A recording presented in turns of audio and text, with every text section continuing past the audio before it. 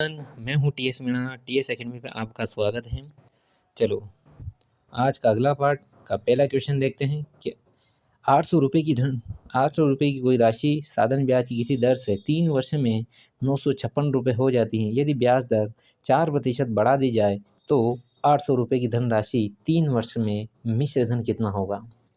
ठीक देखो, 800 रुपये की राशि है जो कितने बढ़ गई, 956 रुपये। कितने बड़ी है, ये बड़ी है 3 वर्षों में। ठीक है, कितनी बड़ी है, 3 वर्षों में। ठीक है यार, मेरी बात सुनो, कितनी बड़ी है राशि, बड़ी है तो राशि कितनी बड़ी है, 156 रुपये। किस पे बड़ी है, 800 रुपये पे बड़ी है। किस पे बड़ी है, 800 रुपये पे। ठीक, अब कितने सालों में बड़ी है, तो 3 सालों में। परसेंटेज के लिए ये लो, ये आर की वैल्यू आ गई। ठीक है, ये कट गया इससे, ये 8 से कट जाएगा, 3 से कटेगा, 3 पंजो 15, 3 दूना 6। ठीक, 52 बचा। कितना बचा, 52/8। तो यह बचेगा 6.5। क्या रेट आई, 6.5। इसने कहा है कि 4% बढ़ा दी जाए। अगर मैं इस रेट को 4% बढ़ा दूँ, ठीक, ये 4% बढ़ा दिया तो 10.5%। अब इसी रेट से 800 रुपये का मिश्र धन बता दो। 800 रुपये का मिश्र धन निकालना है और कितने साल में, 3 वर्ष में। ठीक, पहले ब्याज निकालो फिर मिश्र धन निकाल लेंगे। ठीक, वो 1 0 से 1 0। अब ये 2 0 से 2 0 कट गया 5 से कटेगा ये 21 बार, और 5 से कटेगा 2 टाइम, और 2 से कटेगा 4 टाइम। कितना आ गया, ये आया है 4 × 21 × 3। ठीक है, तो क्या हुआ, 21 चौक 84, और 84 तिया 252, यानी साधारण ब्याज कितना आया ये। अब नया मिश्र धन कितना बन जाएगा, नया मिश्र धन बनेगा 800 प्लस ब्याज कितना निकला, 252, यानी 1052 रुपये। कितना है, 1052 आपका मिश्र धन, ऑप्शन नंबर सी। ठीक है, आगे देखते हैं, अगला क्वेश्चन देखते हैं। अगला क्वेश्चन क्या बोल रहा है, क्वेश्चन बोल रहा है एक व्यक्ति 4 पैसे प्रति रुपये की दर से आयकर अदा करता है। अगर आयकर की दर 4% से घटकर 3.75% होने पर वह पाता है उसका नेट वार्षिक 48 रुपये कम हो जाता है, तो उसकी पूंजी क्या होगी। ठीक, जब आयकर 48 रुपये कम हो जाता है, यानी आयकर की वाली पूंजी कितनी है, जब जमा करने के बाद पूंजी कितनी है, तो जमा करने के बाद इसकी पूंजी हो जाएगी ये है, जमा करने के बाद पूंजी कितनी, 0.25, यानी कितनी कमी आ रही है, इतनी कमी आ रही है। ठीक, ये प्रतिशत किसके बराबर, ये हो जाएगा 48। ठीक, यानी ये आएगा 0.25 अपॉन कितना आ गया, परसेंटेज के लिए ये कितना आया, ये आया 100। ठीक, ये आया 25 चौक 100, यानी जो आय कर जमा करने के बाद पूंजी है 400 × ये। ठीक, और यही किसके बराबर हो जाएगी, जो पूंजी जमा नहीं करी उससे पहले पूंजी ये थी, और ये कितनी, 4 पैसे प्रति रुपये आयकर अदा की। जब अदा नहीं की तो 4% प्रति पैसे तो इसने जमा कर दी, बची कितनी, 96%। कितनी बची, 96%, सॉरी 96 पर रुपये। ठीक है, ये कितना बचेगा, ये बचेगा प्रतिशत ही नहीं, हाँ प्रतिशत के लिए 100। ठीक, 4 से घटेगा, 4 दूनी 8, कितना बचा, 4 दूनी 8 और 4 चौक 16, 24। यह आएगा 24 दूना 48।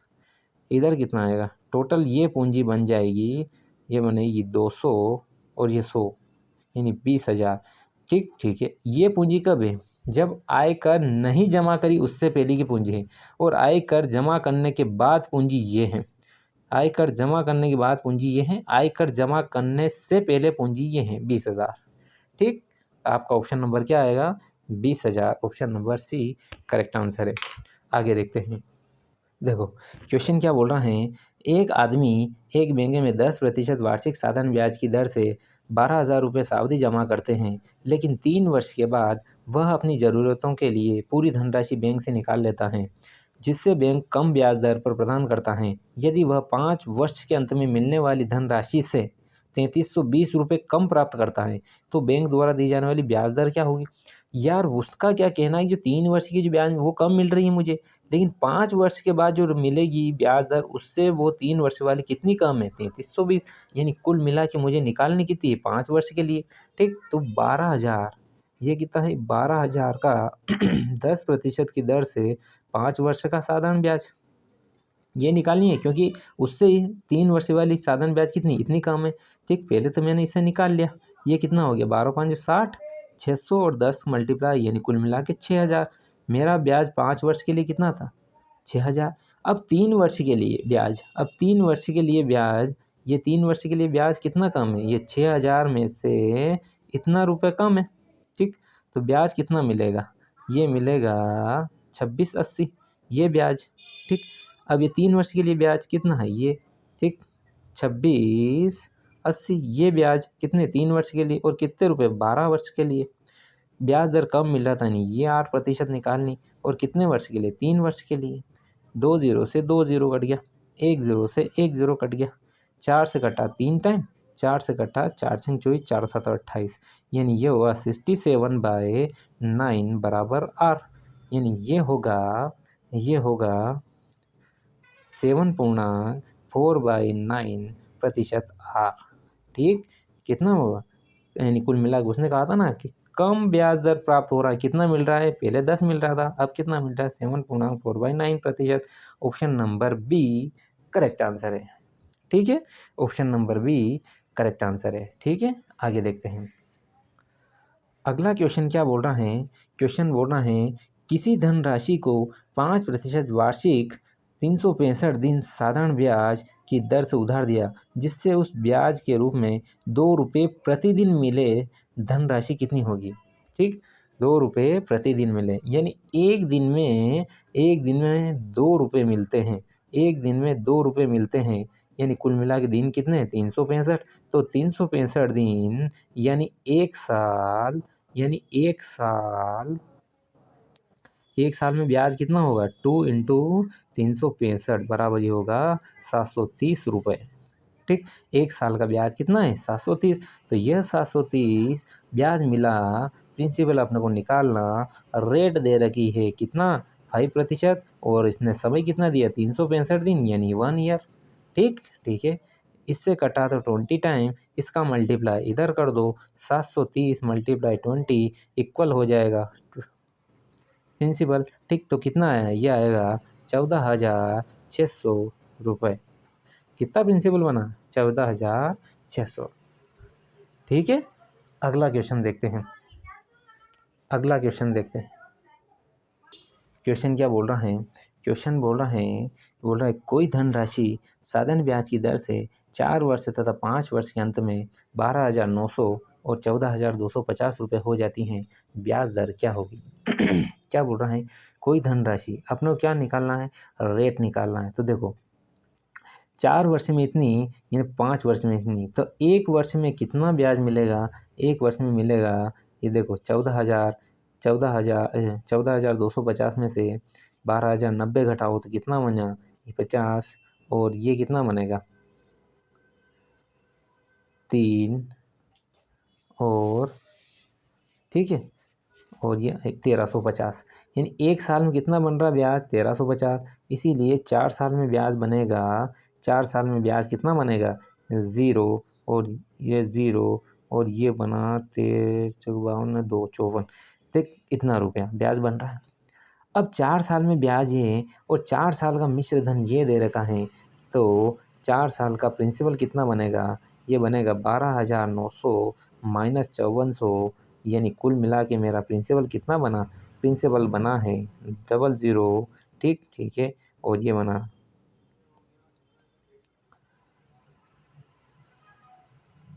9 ने 5, और ये 7 7500, यानी 4 साल का ब्याज 5400, और 4 साल का प्रिंसिपल मेरा बना है प्रिंसिपल 7500, और रेट मेरे को निकालनी है, और कितने साल के लिए 4 साल के लिए, 2 जीरो से 2 जीरो।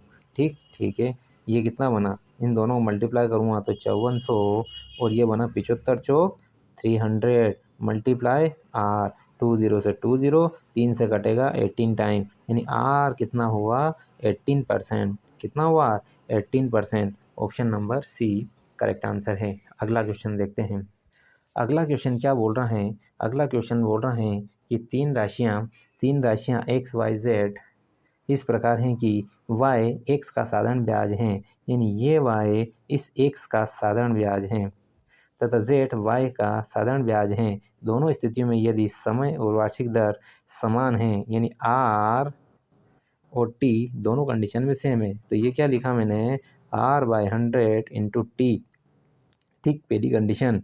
दूसरे कंडीशन क्या बोल रहा है कि z जो है इस y का साधारण ब्याज है और इसने कहा है कि समय और रेट दोनों सेम हैं। ठीक है। अब क्या करते हैं इस दूसरी कंडीशन में भी, देखो ये करते हैं y/x बराबर कितना हुआ RT/100, इसी प्रकार z/y बराबर RT, यही हुआ। अब RT/100 इन दोनों को बराबर कर दो, y/x बराबर z/y, इसका मल्टीप्लाई इधर करो, इसका इधर कर दो, यानी ये कितना बनेगा y का स्क्वायर बराबर xz। रिलेशन क्या मिला आपने, y स्क्वायर बराबर xz। Option number D correct answer है। ठीक, अब अपन चैनल को अपन क्लास को यहीं ऑफ करते हैं। आप चैनल को लाइक करो, चैनल शेयर करो और चैनल सब्सक्राइब करो। Thank you everyone.